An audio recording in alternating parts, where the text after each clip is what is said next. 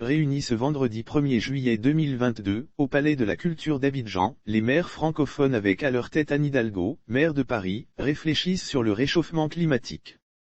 Plus de 400 maires francophones venus de 38 pays unissent leurs compétences pour régler la question du règlement climatique.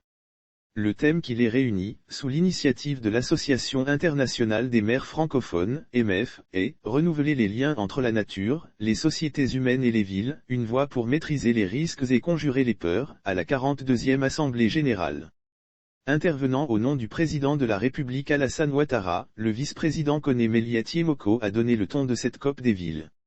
Il a expliqué que le dérèglement climatique demeure l'un des plus grands défis de l'humanité.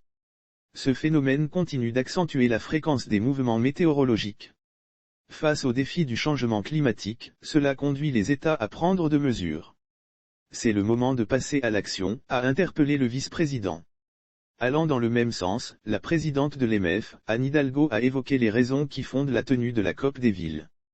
Elle estime qu'il y a urgence. Nous devons parler, occuper tous les espaces médiatiques. Pourquoi la COP des villes? Parce que les choses n'avancent pas trop vite, il y a trop de blocages et de freins. Nous savons qu'il nous faut aller plus vite et plus loin. C'est le temps d'agir. Pourquoi une COP des villes? Parce qu'il y a urgence, une nécessité absolue. Nous devons parler, occuper tous les espaces médiatiques. Il nous faut agir et nous devons cela à notre génération et aux générations à venir, a-t-elle noté. Le rôle de cette génération selon la maire de Paris, la tâche revient principalement à la génération présente. En l'occurrence, les maires qui sont les plus confrontés aux réalités quotidiennes de leurs concitoyens. Notre génération a une responsabilité immense. Nous ne devons pas faire comme si nous ne savons pas. Nous avons face à nous des gens qui ne veulent pas que les choses changent. Ils sont minoritaires et nous majoritaires. Et nous subissons aujourd'hui les effets néfastes du changement climatique. Chacune de nos villes et de nos communes est concernée. Nous savons que nous sommes impactés. Nos générations ont le devoir d'agir, a-t-elle fait comprendre.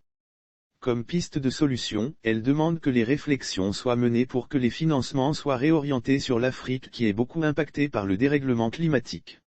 Lire aussi 42e congrès de l'EMF, les maires francophones renouent avec la nature et luttent contre le changement climatique. Anne Hidalgo a aussi invité les États à investir dans la science pour la recherche de solutions dans la lutte contre le dérèglement climatique.